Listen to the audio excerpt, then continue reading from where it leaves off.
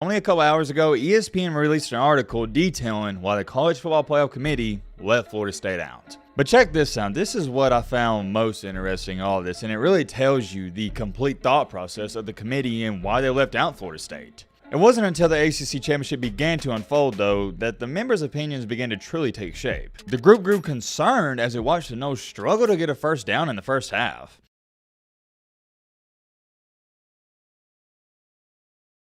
Ladies and gentlemen, boys and girls, when I tell you I'm excited to get into this video, I don't know if that does it any justice. I don't know how to ease into this, so I'm just going to come out and say it. The truth about the College Football Playoff Committee is coming out. And more importantly, the truth about their decision to leave Florida State is coming out. I mean, this is big, guys, and to be honest, I was shocked that this information even came out. If you want answers, it's more than safe to say you're going to get them in this video because we got a lot to talk about and a lot to go over. Strap in, buckle up. It's going to be a heck of a video. As most of you know, we are trying to hit 310,000 subscribers before January, or the new year, whatever you want to call it. And there's a bunch of you watching, you're not subscribed. So if you like college football content, consider subscribing. It helps us out tremendously, and it doesn't hurt you, and you can always unsubscribe later. If you like college football content, we'd love to have you here, but if you don't want to subscribe, that's cool too. But all right, man, blah, blah, blah, shut your crap up. No further ado.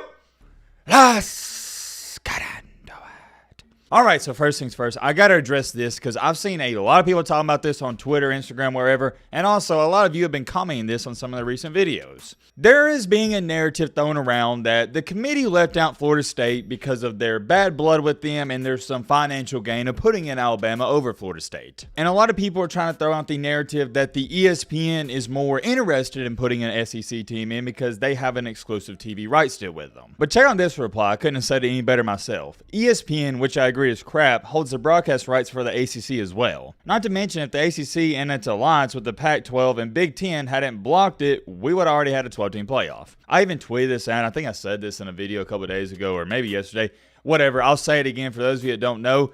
The ACC commissioner is one of the few people who has voted against a 12-team playoff. Essentially speaking, if it wasn't for the own ACC commissioner, we would have already been in this 12-team playoff and there wouldn't be this whole dilemma. And y'all know this. Nobody's giving ESPN more crap than me, myself, and I, but I don't believe they're more interested in putting an SEC team over Florida State. But, and I have a big but, here's what I do believe. And whether you like this or not, this is cold, hard facts. It is way more, and I mean way more beneficial for the committee to put in Alabama over Florida State. I don't think a lot of people get it. By putting in Alabama, the college football world made $50 million plus more dollars than they would have if they would have put in Florida State. Alabama is the biggest brand in all of college football. Yes, it helps them out substantially when it comes to finances. And if you've been watching the channel for a long time, you know I've said this at least, 200, 300 times? And I will continue to say this. Money runs the world. The quicker you realize that, the quicker things will make more sense to you. When you can come to terms with reality, every single decision made on this planet involves money, it'll make everything make more sense. Plain and simple. But not only that, what is another thing I have preached to you guys on this channel? College is the best business in the entire world as well. And I'm not even talking about athletics. I'm just talking about college as itself. I'm talking about regular students, regular people showing up to college. It is the best business. The ROI, return of investment, it's insane. And guess what brings in the most money for these colleges? College football. And I know what you're sitting there thinking. So Matt, what are you trying to say? And I'm saying exactly what you think I'm saying. Yeah, they put in Alabama because it's going to help them financially. I thought this was common sense, but come to find out, a lot of people are confused by this. You had one spot left for two teams that deserve to be in and two teams that earned their way in. And when you got two teams that are 1A, 1B, I'm not talking about who's the best. I'm talking about who deserves to be in there and who earned their way in. Yeah, they're going to give the head nod to the team that's going to help out the sport financially. And keep in mind, I'm an Alabama fan telling you this, and you can say Alabama bias all you want. That's cool. You're entitled to your own opinion. But before I'm an Alabama fan, I'm a college football fan. I have to call it how I see it. What I'm trying to tell you is this was a business decision because last year by TCU making that championship game, the college football world lost so much money. And it goes back to this. I think Alabama's the best team, so it made it way easier too. Now, with that being said, only a couple hours ago, ESPN released an article detailing why the College Football Playoff Committee let Florida State out. And here's what one of the committee members had to say, quote unquote, all of us had the emotional tie like, holy crap, this is really going to suck to do this. We talked about that over and over, and we just kept coming back to, are they good enough with what they have to win a national championship? And it just kept coming back to, we didn't think they could. Wow, what about that? So that was the ultimatum decision. They was like, well, we don't think Florida State's good enough to win championships, so we're going to give Alabama the nod. And hey, I know a lot of people ain't going to like it, but I agree. If you don't think a team can even compete with Michigan and can win a championship, why are you putting them in the 14 playoff? But hold on, it gets even better. There's way more to it. There wasn't any discussion about the SEC being left out because the committee maintains that it talks about teams, not conferences. There wasn't any serious consideration to include Alabama without Texas because there was so much respect in the room for the Longhorns Week 2 win in Tuscaloosa, in which I agree with. There also wasn't enough support in one room to deem Georgia unequivocally one of the 4 best teams in the country, the standard for teams that don't win their conference title. So what about that? Got a little insight on why Georgia didn't get in. And I don't think anybody's going to be too mad about that whatsoever. Georgia,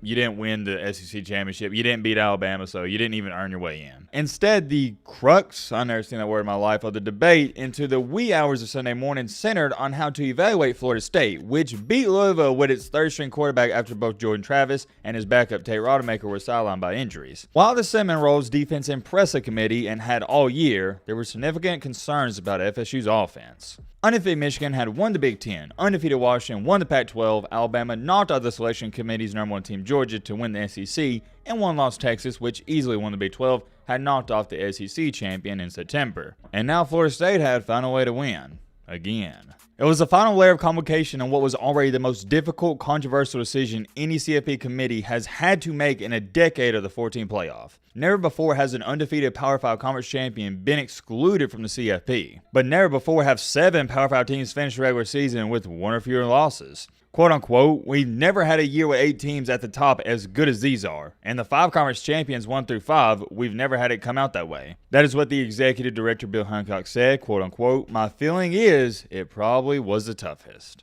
The committee is steadfast in its beliefs that it got the decision right, quote unquote. At the end of the day, everybody had the same goal in mind. Do we have the best 4 teams? A committee member said, and we all felt pretty good that we do. But check this out. This is what I found most interesting in all of this, and it really tells you the complete thought process of the committee and why they left out Florida State. It wasn't until the ACC Championship began to unfold, though, that the members' opinions began to truly take shape. The group grew concerned as it watched the Noles struggle to get a first down in the first half. There is a section in the committee's protocol that specifically refers to the quote-unquote unavailability of key players that may have affected a team's performance during the season or likely will affect its postseason performance. That allowed the committee to do something it intentionally avoids every other week. Look ahead. People really wanted to talk about it, a committee member said. We don't really have that conversation while we're watching games. But we got to talk about the elephant in the room. What just happened? We talked about 13-0. We talked about the teams they beat, and they were a conference champ. All of that, it took a while. But check this out. This is what I found extremely interesting, and maybe some shady stuff was going on behind the scenes. You never know. Hancock rarely, if ever, shares voting results with the people in the room, though sometimes he'll mention if they were close or not. The votes are cast privately on each committee member's laptop. The committee members simply hover their mouse over a team and click to vote. If a committee member is rescued from voting, however you say that, for a certain team, it's shaded in gray or his or her laptop, making it impossible to click on. They vote on the teams in small batches and continue the process of voting and debating in groups until the entire list of 25 is compiled. So it's not as if they begin talking about Texas and Alabama and vote around them to make it fit. Quote unquote, people may not believe it, but we don't say, oh gosh, if we vote this way, the SEC is going to be left out. That never came up, ever. We literally look at the teams, put them up against each other and say, who did they beat? Who did they not beat? Who have they beaten on the road? What's their strength of schedule? Look at the matrix and all the data. The only time the committee members know the vote is when it's a tie, because they have to vote again. There was a sense within the room Saturday night, though, that the more they voted, the closer the group came to agreeing that Florida State should be number 5. Boo Corkin, the chair of the committee and the athletic director at NC State, said the group voted 6 to 8 times on the top 4.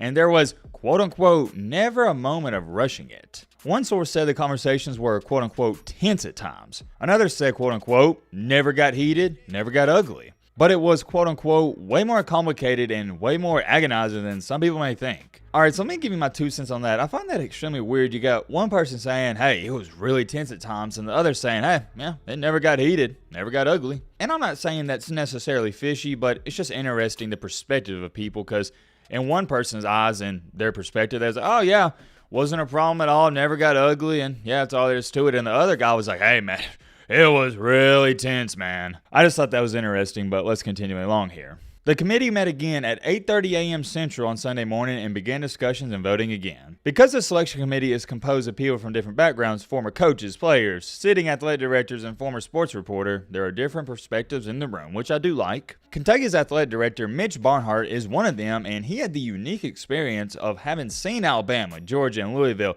and Florida State's title game opponent in person because his Wildcats faced him too. He was given opportunities to share his thoughts on each of those teams with the group. Corrigan said the coaches had the conversation about, quote unquote, who do they want to play, who do they not want to play. They've got a significant voice in the room. In the end, though, the difference between Alabama and Florida State boiled down to the committee's written protocol, particularly the emphasis on strength of schedule, which gave Alabama the edge. And the section that allowed the committee members to project what Florida State might look like in a semifinal without their star quarterback. Not having Heisman hopeful starter Travis, quote-unquote, changes their offense in its entirety, and I couldn't agree anymore. You see, a lot of Florida State fans and their players are saying, oh, well, it's just one player, and no, it's not. You have to understand that not having Jordan Travis affects everything on offense. It affects the running game. It affects, so you're affecting right there 3 to 4 running backs if you play that many. And also, did you notice Keon Coleman wasn't as good? All the wide receivers. They also got the other guy that's really tall, Johnny Wilson.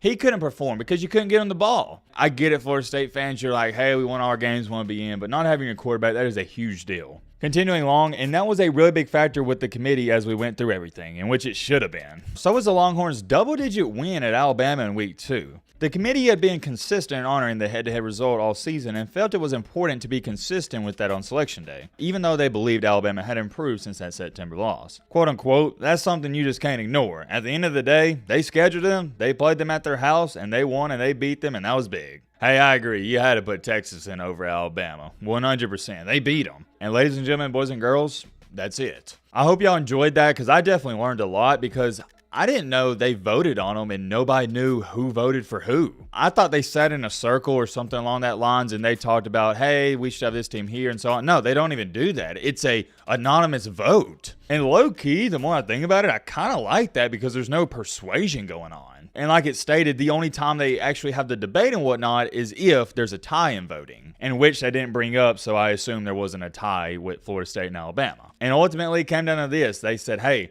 do we think Michigan or whoever is going to be more scared to play Florida State or Alabama? And the answer to that question was Alabama, so they put Bama in. I'm extremely curious. Let me know your thoughts on all this down below. But,